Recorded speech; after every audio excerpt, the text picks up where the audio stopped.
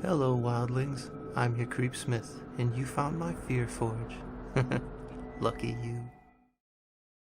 Tonight's instructional interlude, The Last Step, by Teddy Silva. Hey, what are you doing right now? Are you slumped on your couch, mindlessly flipping through the TV channels?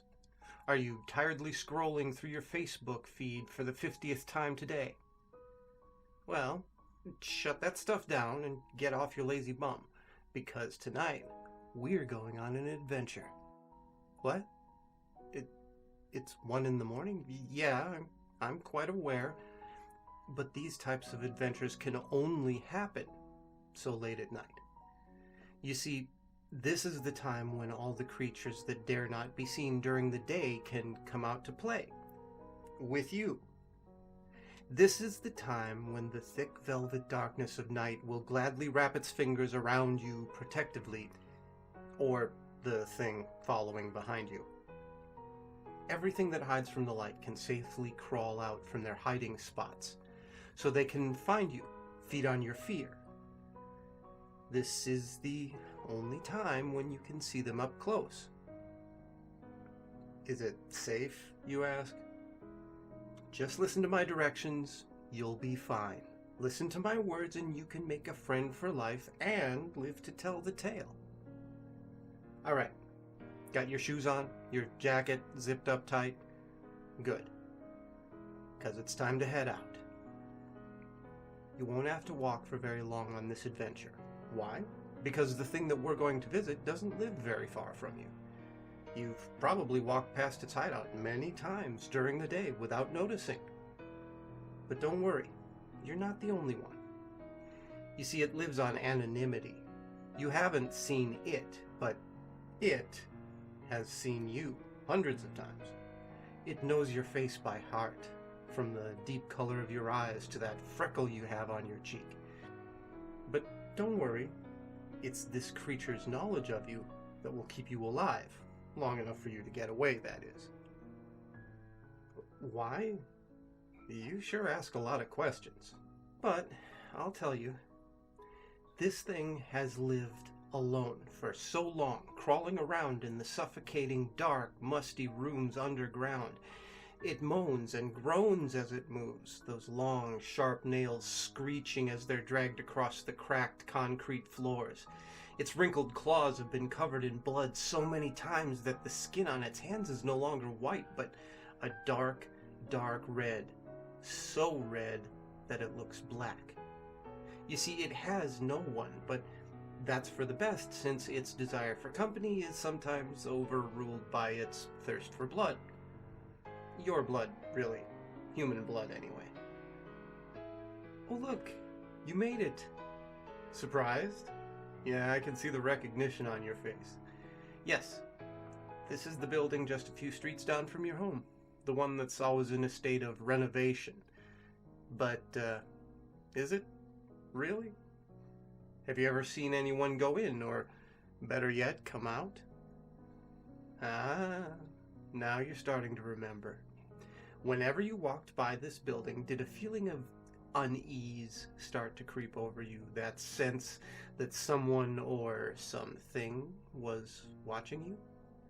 You probably sped up a little on your walk back home, ignoring the hairs that stood up on the back of your neck or the small goosebumps that ran across your flesh as you convinced yourself that you were just in a hurry to get back to your couch and relax. Yeah, that's what I thought. Well, there's no turning back now. Slowly walk up to the front entrance. No, the door won't be locked, and don't ask why. Open the door, step into the lobby. Yes, I know it's dark, but you're going to have to deal with it. Like I said, nothing that lives in the dark will like any kind of light. You should be able to see a large, empty desk right in front of you. See it? Okay, good. Now walk up to the desk and reach over the divider with your left arm. No, don't try and peek over the divider. They won't like it. Just reach around. Just reach and feel around. Your hand may brush against some objects that feel questionable. Ignore them. There are many things on that desk, but what you're searching for is a key. You feel it? Tiny cold object with the rigid edges? Good, perfect. Grab it.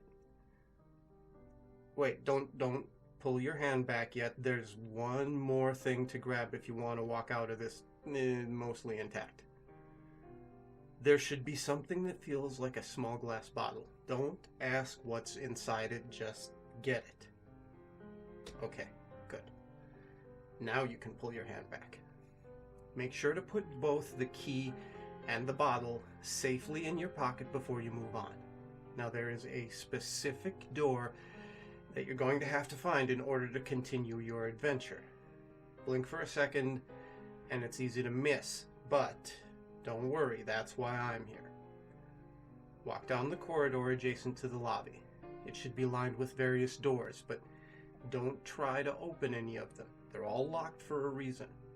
What you can do, however, is count how many doors there are. Make sure to count in your head. 1, 2, 3. Shh, shh, shh.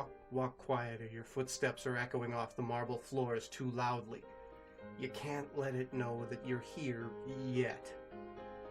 4, 5, 6. Okay. It looks like you've reached the end of the corridor. Now, how many doors did you count on your way here? 6? Wrong. Look again. No. Don't turn around completely. Don't even turn your head. Just look from the corner of your eye.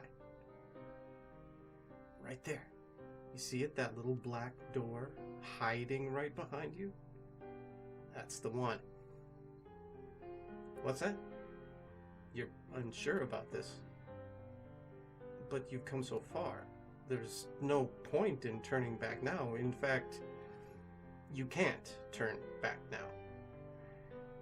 See, there's only one way out of this building, and it's through that little door. No, you can't walk back through the corridor because whatever is hiding behind these other locked doors will only let you walk past them once, not twice. If you try to, well, let's just say that those doors can't hold them back. We on the same page now? Okay, good. Now, you'll need to slowly turn the handle on the door 180 degrees exactly. No more, no less. Anything else will alert it to your presence. Slowly, almost there, and there. Perfect. You nearly let the handle slip, didn't you? Well, wipe those sweaty palms on your pants before you get yourself killed on accident. Goodness. Okay, now, pull the door carefully and ease yourself through the opening.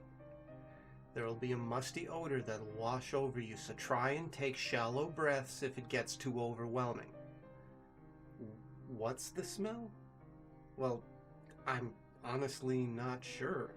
I can only guess, but I think it's best that you don't hear about it. Whoa, be careful. There's a steep flight of stairs in front of you. That leads down to a set of underground rooms. Yes, I'm sorry, but you're going to have to shut the door behind you and cut off any of the remaining light. The passageway is filled with the thickest darkness you're ever going to experience, but this only lasts for a little bit. Don't worry. There's nothing here in this part that will try and harm you, I think. Oh, enough of that. Your only chance is to move forward, so don't second guess yourself. Make sure to place your hand on the wall and feel your way as you walk down the steps. Some of them are slippery, so be sure to keep your balance. Slippery with what? I'd like to say puddles of water, but I think we both know that it's not water. As you walk, make sure to count the number of steps you take. It will come in handy later on. It's quite eerie to hear the soft sound of your sneakers scraping against the stone steps, but not able to see anything, isn't it? Right now, your senses are working at their highest capacity to make up for your loss of sight. You can hear every raspy breath that shudders through your throat. You can feel every dip and crack of the cool brick that makes up the wall currently beneath your fingers. You can literally taste the air. It has a metallic tang mixed with the stench of rotting trash that makes you want to gag desperately. What number are you on? 57? Good. Now, keep counting. Don't lose track of those steps. Well, what was that? You feel like something's breathing on your neck? Warm, moist air brushing across your back? Well, that's because there is. No, don't react. Don't stop walking.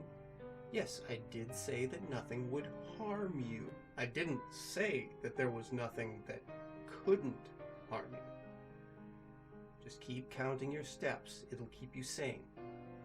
This thing will try to trip you up to distract you from your task at hand, but don't pay attention to it. Pay attention to the counting. Yes, it will keep edging closer and closer to you until you... No! What are you doing? Don't reach back. Don't touch it. Don't... You felt it, didn't you? You felt the slimy texture of decaying flesh on your fingertips. You felt the greasy strands of unkempt hair falling across your knuckles. Well, the mistake has been made. There's nothing you can do now except to keep moving and to not react. Act like that touch was an accident and that you thought it was part of the wall. Because if you react, if you flinch in disgust or scream in horror, it'll know. It'll know that you know about it, and it doesn't want anyone to know about it. You're not a very good listener, are you? In any case, finally, you've reached the end of the steps. Have you kept track of the number? Yes? Good. Yes, it is still there. You can still sense it, but you've got to ignore it. Keep that number in your head and don't forget it. It's trying to make you forget by making you scared, but don't let it succeed. Now that you're at the bottom of the steps, I need you to take 10 strides forward to another door. Here's the hard part. The thing that was following behind you on the way down, well, now it's standing in front of you, right next to the door. In order to get out of this passageway, you're going to have to act like you can see. I know that it'll be difficult, but you've got to trust me. Reach your hand out and feel around for the knob. It shouldn't be too far since you're standing right in front of the door. If you accidentally touch the thing again, just keep moving your hand around in search for the knob. Do not react. Okay, there it is. The cool metal of the doorknob is finally in your grasp. Now take that key that you got from the desk earlier and insert it into the keyhole on the knob. Try not to scrape it on the metal too much, or it will know that you can't see what you're doing, and it will take full advantage of it. Good. You managed to fit the key into the lock. Now turn the knob fully and pull the door open quickly. No, there's no trick to turning this doorknob. Once the door is open, just get through it and shut it as fast as possible so the thing can't follow you. Make sure to... Wait, look out, watch for the step. It drops into the room. You don't want to trip on it and mess this whole thing up, especially not when you are so close to freedom. You made it. This is the last room that you need to be in to get out of the building. Yes, the temperature has dropped quite drastically, hasn't it? Pull your jacket around you a little tighter and suck it up because you're almost there. It's still very dark, I know, but there should be a faint light coming in from the corner of the room atop a small box. Can you see it? Yes, it's the glow of a dying candle. Why is there a candle down here? Well, to put it simply and honestly, it's bait. It's bait for you. You see, this thing that I told you about earlier has studied you for long enough to know that most humans are attracted to light. It sees how you stay out of the shadows at night and stick to the bright shine of the street lamps. Even its underdeveloped and uncivilized mind can put two and two together. It's not stupid. After all, it's got the mind of a hunter, and hunters know how to get to their prey. And right now, it's watching you, in this very room.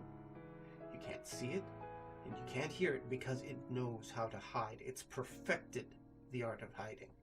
Even that sixth sense that most people have that alerts them if something is watching them won't work on this thing.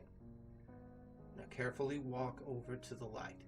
Don't make any sudden movements. Pardon? Well, yes, I know I said that it's bait, but do it anyway. Once you've reached to the candle, sit down next to it and stare at it.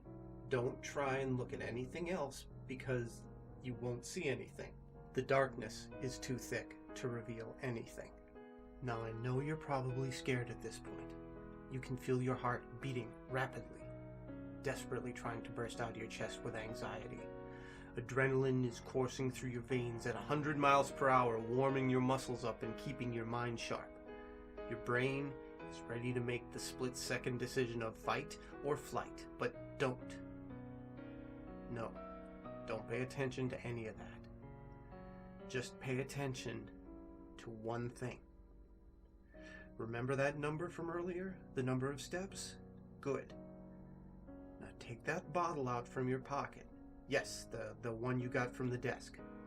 Slowly unscrew the cap and place it on the floor next to you. Dip your finger into the liquid in the bottle and write that number on the box in the candlelight. Yes, I know it's warm and sticky, but that should be the least of your worries right now. What's the liquid, you ask? I think we both know the answer to that. See, whatever happens now is going to decide your fate. If you write the correct number, the thing will let you go without interruption, and you'll have earned a friend for life. Albeit a friend who will still watch you from the shadows, yet it'll never let any other monsters harm you as long as you keep it company from time to time.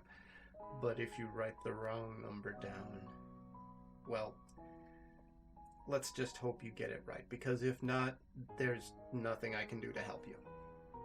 Okay, have you written your number? Good.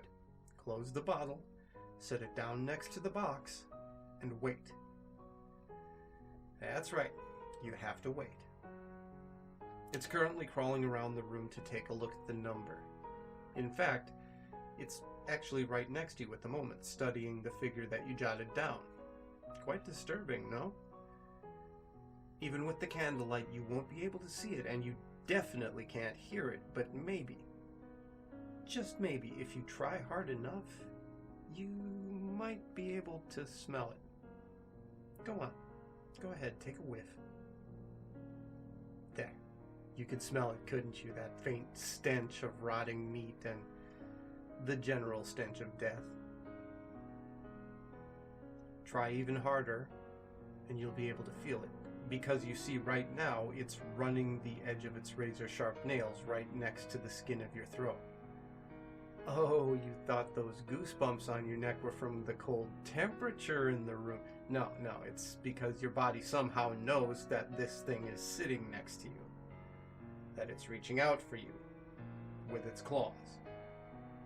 And, oh look!